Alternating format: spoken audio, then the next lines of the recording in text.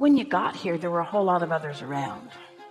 And what you see with your eyes matters. What you hear matters. In other words, you take it all in. Esther was looking at Hazel, the family dog.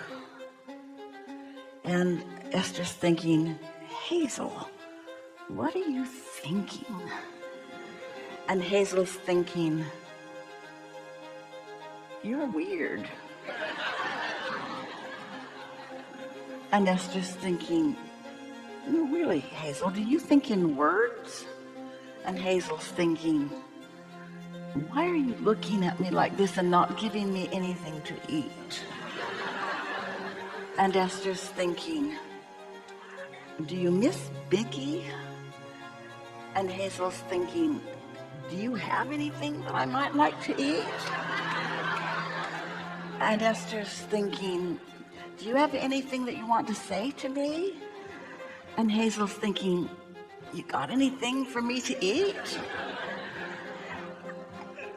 But Esther wants Hazel to contemplate the world like she does.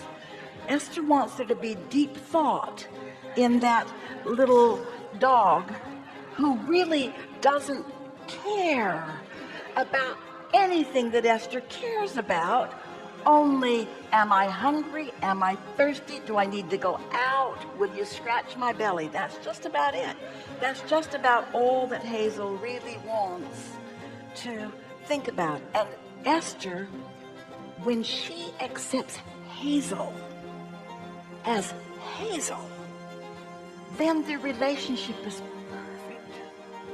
But when she needs Hazel to understand that's the FedEx truck and that's the UPS truck and they're taking the Christmas lights down and they won't be very long and they're really not invading you. In other words, Hazel just wants to go lay down and get away from all of this unnecessary confusion. So, do we want you to be like Hazel? No, but we would like you to be closer to Hazel than where you are. We would like you to be in a place where you can let go. It takes practice. You said that. You can let go of your need for anyone to think differently than they do in order for you to acknowledge them as valuable and important right where they are. That's freedom. Freedom is having such control over your alignment with your inner being that you can feel love no matter what anybody else is doing. That's freedom. We've been teasing you for a while. You want to feel good, and most everybody is living a sort of conditional love. And so you figure out through life what you like and what you don't like, especially with your family, don't you? So you make this big poster and you carry it around. And the poster said, these are the things that I need from you if you should run into me, that I need from you in order for me to feel good. So see this space and see this poster, and when you see these two together, do the things on this poster and we'll get along really, really well. And then you just take it everywhere you go. You put it on social media. Hopefully they'll recognize you, and people will be ready when they meet you for the way they need to behave in order for you to be good. And of course, this is a ridiculous scenario. You know how impossible it would be. It's absurd at every level, and yet you're all sort of doing something sort of like that. So you could do that, or you could just tend to your own vibration and be happy wherever you are. You could not need anybody to be different than they are. Why? Because how they are or aren't is not what sustains you. What sustains you is your relationship between you and your source energy. That's what sustains you. And the reason that you're all here together is to help each other launch your rockets of desires, to help you have a fuller asking for what you want. But not one of you ever said, I will go into the physical form and I will figure out how to be so influential that I can get the world to be more like this so that it can be better for more. Not one of you said that because you understood the incredible value of diversity. Because at that time, you did not believe that something had to be different for you to feel good. You knew what would cause you to feel good, and you knew what would cause you to not feel good, and you didn't need anybody else to perform in order for you to live the way you want to live. Think about it. Think about the people that live with you or that you have lived with, and all the stuff that you've fussed and worried about.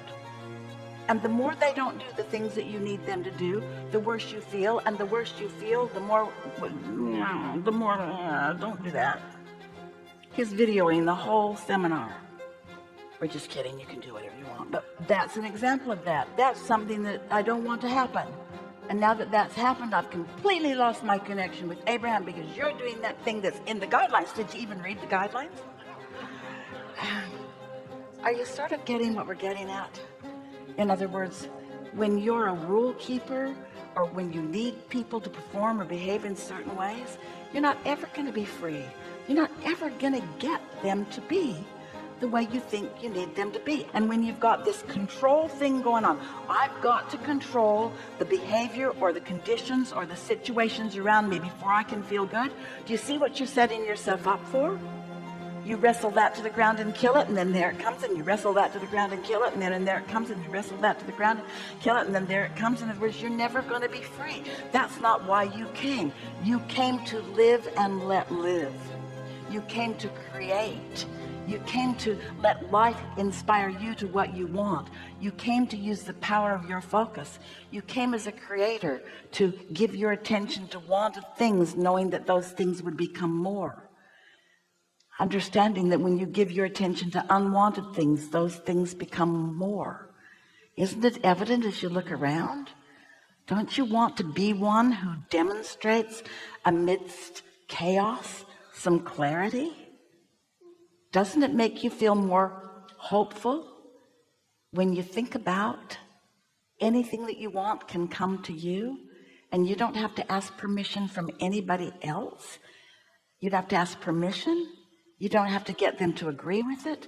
You don't have to get them to vote for it. You just have to sustain your own vibrational integrity with what you want.